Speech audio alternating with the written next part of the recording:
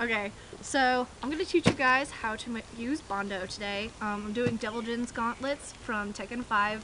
What I've started with is a styrene base, and then this is already just 2 or 3 layers, pretty smooth on there, except you can see some of the fiber. I have lines where I need to have it dipped. What you're going to need though is gloves, because as you can see, it gets everywhere.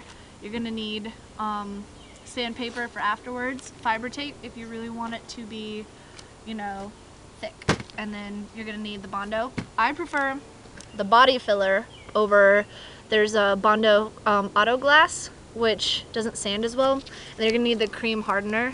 It usually just comes with it if you get this stuff from Walmart. And then you're also gonna need a disposable cup, because it kind of just destroys everything that it sticks to. Also, something disposable like a plastic knife is perfect for it.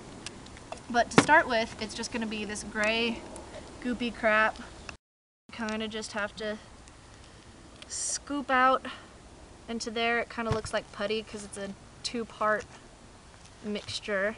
And if you look on the instructions, it's usually going to tell you, you know, golf ball size is like so many inches of the cream hardener. I usually do a little bit extra, and I'd rather opt to buy the extra hardener than to not have it harden up, because it'll just stay goopy for days.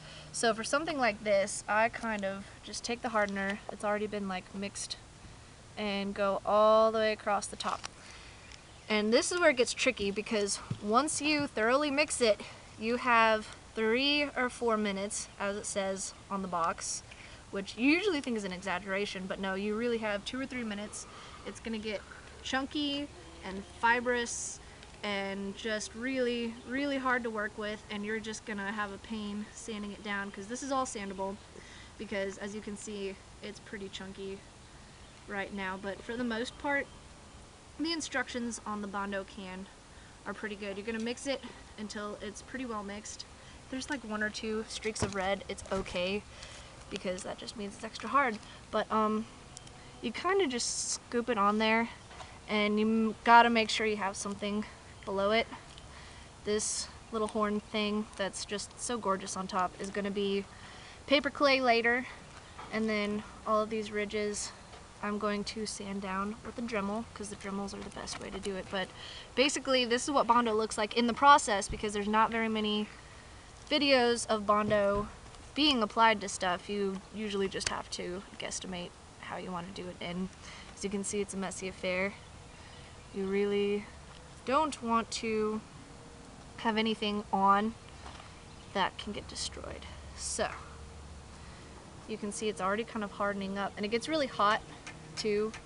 Like, it's not going to burn you or anything, but I wouldn't do it over anything that is that can melt or that's heat sensitive. So if you're doing some sort of cosplay with electronics, I would recommend adding the electronics afterwards. And yeah, you just kind of smooth it on with whatever. You can get the actual like Bondo spreaders if you want to do something super fancy or you don't have much time to actually spread it on, but I'm just kind of spreading it because I'm not in much of a time crunch and I need the rough look. And then once you're done with the Bondo, pretty much this is how it's going to look.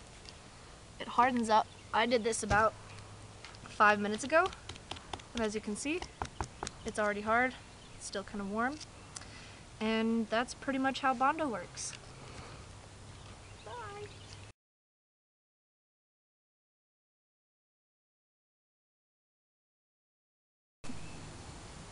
Hey guys, this is ADOS Cosplay. And this is Sakuya Cosplay. And this is Sergeant Nom Nom. Nom Nom. And this is what happens outside of cosplay.